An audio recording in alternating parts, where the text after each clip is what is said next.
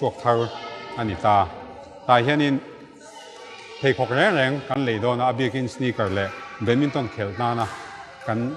lấy anh đòn cho anh a flexibility hi kan en masak angai ni flexibility kan ti chuan ti hian tiang hian in an name to kem an nuai arabar sol hi an name to kem ti hi kan enanga tiang kan han ti chin photang angai ni a khong chuka a sak viau chuan in khelna na thalo ti ni mai a chan chu kan in khelanga a changin ke r3 nemo ke more nemo hetia tumte ngaya in per kan dong khan heia flexible lo chuan a khong chuan kan ke na tur thei ni in pakhat le chuan in hetilai hi flexible anga amaro chu hetilai a ke r3 om no borvel hi tilai hi a khong that le ngai ni hei a khong mar le lutuk thir anga khong ero chu angai lo anga kha ka tak satana thaber le amaro chu hei hi a khong tha kha angai le bokani chumi pahni chu kan en hasak angaya chumi lo le chuanin a hnuai hi kan en uluk le angai bokani hetiang hi non marking sol an titani a thena chuna inziaka thena chuna inziak lo ma sela ti hian han ena han khoi khol vel hian a hriat thei tani hian a ko chek chek a design thang thang te oma heng hi hei kho kan le reng chuan kan en uluk angaya hei hi ati thap tu chuat nal deuh pawh lo ni ta sela engemaw chena kan tawlh thluk lo na min veng tu ani wangin a hnuai thap hi kan en a pawimawh le ta ni tin hei khawk hi a sang lutuk hi bun a hlo awma a chan chu ke in bil a hlo awm ani chuti rualin hei khawk a chung hi a dup angai thowa a chung hi a dup that lo chuan kan soi tawng khan kan taksari na zong zong do tu ania chu wangin a chung dup hi a pawimawh ta ni hei khawk tha chuan hetiang hian a chuat pha a awm hal veka tin hetiang hi lo chepal hlau ani pon a hran pain bazar hian leitur awm thowa amar chu mana to ve angin viawa tha chi phei chu sangkhat man don lai te ani amar chu hei hi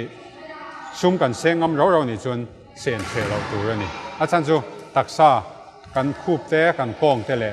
ni kan khei hit te kan kerek te hang zong zong kan taksa rin na diu tu ni baka kan chen vel na lo do le tu ani wangin hei a tha pawimawh ta ni All England Championship a men singles a Lindana champion tum khan alom lu tuka champion zo che kha a phei kho ka phela mi pui hena mi pui lama fans te lama a phei kho ka phela a vora vom ta ni amaro chu hemi hi araba sol a chung a in sol kha chu aman ala ada chamak ani hemi runga thi chu a ui vak lo ani amaro chu chunga om kan taksari na lo do tu arabar a in sol hi Lindana me pokhan alo ngai lu niang ala chuaka a vom phal mi alo ni chu ta chuna pawimawh zia chu a chiang mai awme tin hei khawk tha chuan hei leaning ania wai a te pawh hian ni le ta thoni hei hetiang hian a awm ta vek ani ti hian lak saw thein heng hi a technology sang le em a a chunga muza han ron lila a chuar tup thei chuang lo ani a flexible a chuti rualin ama pawh hian a khong a heng chia chu wangin hetiang hi a hluani hei phei khawk kan lei chuan hetiang hi a awm thange awm thalo ti hi kan en masak le angai le zel bawk ani tin India phei khawk a pawh tuna chuan ana chang an hria tu hei India sneaker chuak thar an ta tiang pawh hi an ti awm ve le ta ni amaro chu heng hi wai nen chuan a quality hi a lain thlau le ta deuh ani hei India phei khawk ania chuak thar Vijay in ti ania tha chu that ve hmel viau maro chu wai ne na han khai khin chuan leaning te ne na han khai khin chuan in India siam hi chu tlemin a quality hi ala hiam deuh hlek ani hetian khoi hian a hriat thei mai a tin chu tiang bokin heng te pawh hi India company ni via siam ania ama raw chuan a man nen chuan a in thing ke a hei phei chu alak chuat thei lo le hala a install hi a bet tat ani tin hemi baka hianin a pawimawh le a chuanin wai phei khawk a tha chuanin a chunga hianin elastic kan ke min hreng bet tu hetiang hi a awm le ta ni hetiang hi ti hian min hreng bet tu a awm le thapa tin leaning a te pawh hian a top model a chuan a chunga hian tiang hian a awm le tho ani hei hi phei khawk kan le chuan kan en a pawimawh bawk ani tin chu lo le a chuanin mihring hrim hi kan ke hi chọn hu lampang tai lampang a hian kan kal vel na wang po hian yang temperature wang po niang temin avung thin ani chu kan hriat nge anga ya chu wangin pheikhawk kan lei hian tai lampang a lei hi a fin thak ber zawk ani a chan chu ke vung deuh sa kan lei khan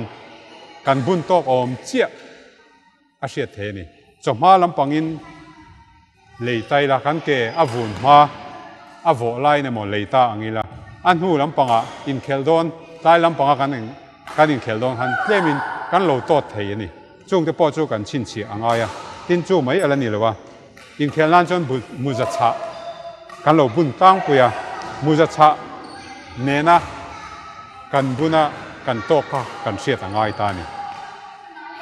muza cha po tournament a kan tel don ani chuan muza hi a chunga hianin ala nal vele theini thar lak hi chu ala nal deuh hleka pon lampang po hi a chunga hian tlemin kan la tol vele thin ani chu wangin a thar lak bun hi a fin thak vak lawa tournament a chuan voi ni khate mo suk to an nala a thar na tare to kha bun a tha a spare kan keng ani pon chu tiang chuan suk to voi ni khate mo suk to kha tournament a po a spare kha pai tai la ani lo chuan a thar lak hi chu a boi thak thina har sa naum thei chu tiang bokin a thar lak tournament a han bun ha le ro hi chu kenen atira in a ja sahara chu wangin pheikhawk kan lei po hian kan film khuranga ya tin chu ti rualin mizo ke thia ne na mil hi kan ke thia ne na mil hi kan than thia manga ya a then chu hetiang pheikhawk a po tlemin a kwal ta ni ti hian a se bitian a kwal deuta amaro chu a then khata chuan hei India siam mizo ke thia ne na in mil dewa chuan ti hian a se phi hian kwal lem loin angil ta ni kan ke pian zia ne na mil po khan pheikhawk hi kan than thia manga ya a top model ani wange mo ma top player ho te international player te na an bun thin TV kan mu wang yota kan lei ve khan kan ke nen alo in min thei chuang lo thei ni chu wangin pheikhawk kan lei hianin a angle sang atanga kan thil thia manga ya tin hei a top model te ka han lek na saviawa tianga hianin boruak air circulation hi poimo le tani adon le chuan ei a ko chek awma woi a po a ko chek awma tianga hian akara akwom ta hei hetianga te hian hetiang hi a poimo tlem a chunga po air circulation awm lo kha chuan a phui lu tu khan ke hi ke pha hi a sakut kut thei ni kan in khel phei chuan kan chet na a sakut kut theya khami ven na khan ventilation hi a model tha a model changka ngai chuan a vekani amaro chu India siam then khata chuan ventilation hi ve bok ma se tiang ate po hian ala phui ma thena chu wain muza cha nen kan han buna kan han tal tak chuan taksa lo che chuan ke kha alo than ve chunga a sata chu wain kan ke kha lo thoma alo sata kan ke alum lu tuk chuan kan ke kha lo no ta avun po lo pil ma ta be kani kha kan injury alo siam le theya chu tiang te chuanin pheikhawk kan le a po hian kan film khur kha angai ta ni heng zong po hi a specification chi hang a om ta heng te po hi TV a chuanin kan sei seng vek khelo anga internet amo antinan mobile phone atang internet kan lut thin ni chuan zo badminton.blogspot.in a kan enanga ta chuan zo du sang kan nei ni pon ta chuanin kan in zo tin kan in chang thenga a kim chang lewin chu ta chuan in chiao tu ro manga download te po a thei ni pheikhawk kan soi tongin taksari na do tu ani atin ni upat nuwa khelte tam tak chu kan ni ta chu wang chuanin kan han chet vela po hianin pheikhawk hi kan shoot thin ani entinan hian han entir tai la han en chin tai la hian kan han cheta hian kan le chong han hian kan shoot ta thin ani kan pheikhawk hi chu wangin kan pheikhawk hi tam taka chuan tilai hi a tlo lo lai ani ta thin ani hetia kan han thut na hian a tlo lo ta tilai hi a khok ta simen ani mo thinga mo kan khel tlang puya tilai hi a tlo lo em ani chu wangin hetilai hi a tlo thei nan chuanin a ol samchin ke po hian ti hian practice nan plaster hi ka bela pheikhawk war phei chuan a hriat vak lo ti hian plaster hi kan bela hemi plaster a chiat hnuai chuan kan phot ta adangin kan dwal le kan bel le mai thin ni chu wangin pheikhawk uluk deuh chuan tlo du dawn chuan in hetia ti hi a poi reng lo tin heng pheikhawk te hi in khelna na man a bikin wooden floor le carpet a in khelna na design le siam ani wangin uluk angaya pona kan chua in cheina ne mo kan hmangani chuanin ni awi om thina chan chu kan han kala kein kan han kala ti hian cement ate alcatra ate tin tual char ate le ate kan han tita kan han kal hianin hei kan shoot ta agal ve ta thina ni agala an huai in khel kan han tum le chi khan